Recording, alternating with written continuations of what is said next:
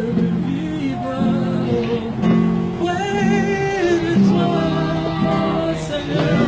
Oui, je vais marcher près de toi, Seigneur. Bonsoir, bonsoir messieurs, dames. Pardonnez-moi de vous importuner. J'espère que vous avez passé une excellente journée. Je ne serai pas long. Aujourd'hui, c'est peut-être un jour banal pour toi. Tu rentres après le travail. Tu rentres voir ta femme, ton mari, tes parents, tes frères et sœurs. Mais sache que pour Dieu, ce n'est pas une soirée banale celle-ci. C'est le soir où Dieu veut se révéler à toi. Que tu sois athée, hindouiste, bouddhiste, chrétien, juif, musulman. Sache que Dieu n'est pas un concept. Dieu n'est pas une religion. Mais la Bible dit que Dieu est amour. Et celui qui ne connaît pas l'amour ne connaît pas Dieu. Je ne sais pas qui tu es. Je ne connais pas ta vie. Mais je sais qu'un jour, tu confronteras la mort. Tu as beau être belle, tu as beau être beau, tu as beau être mince ou un peu plus fort. Mais sache que la mort ne respectera pas ton âge. La mort ne respectera pas ta couleur de peau.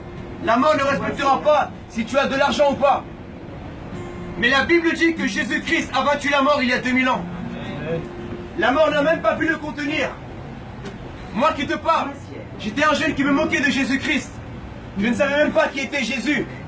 J'étais un jeune qui était esclave de la drogue, dépendant de la violence.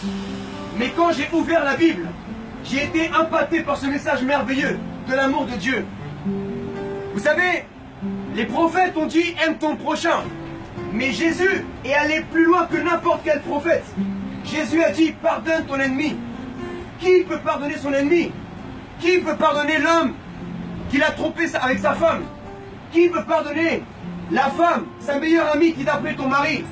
Humainement, tu ne peux pas le faire. Mais c'est là où l'amour de Jésus intervient. Aime ton ennemi.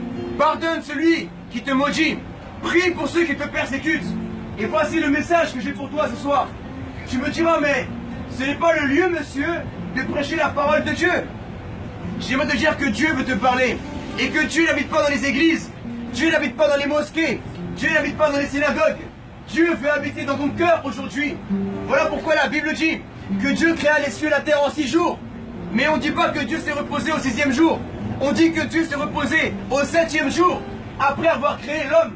Ça veut dire que lorsque Dieu a créé les animaux, la terre, les étoiles, il n'a pas trouvé un endroit pour se reposer. Mais lorsqu'il a créé l'être humain, il s'est reposé dans le cœur d'Adam. Et aujourd'hui, Dieu aimerait se reposer dans ton cœur, mon frère. Tu as ouvert ton cœur à ta copine, tu as ouvert ton cœur à ton copain, mais es-tu prêt ce soir à ouvrir ton cœur à Jésus-Christ? Jésus, c'est pour les Arabes.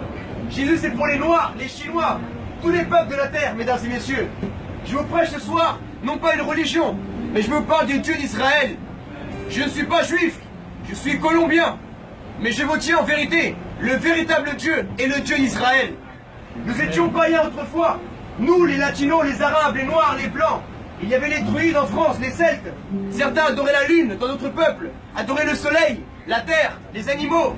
Mais Dieu s'est tourné vers nous à travers Jésus-Christ, son Messie. En hébreu, Jésus veut dire Yahshua. Le nom de Dieu en hébreu, c'est Yahweh. Et Yahshua veut dire le salut étant Yahweh, le Dieu d'Israël. Vous avez entendu parler des élections de Donald Trump.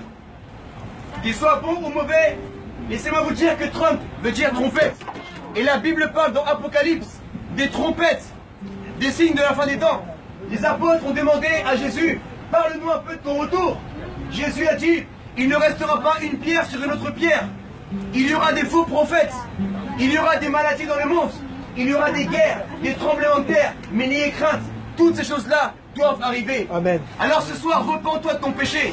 Demande pardon à Dieu et tu auras la vie éternelle, mon frère, à travers Jésus-Christ. Ouvre la Bible et passe une excellente soirée. Sois béni.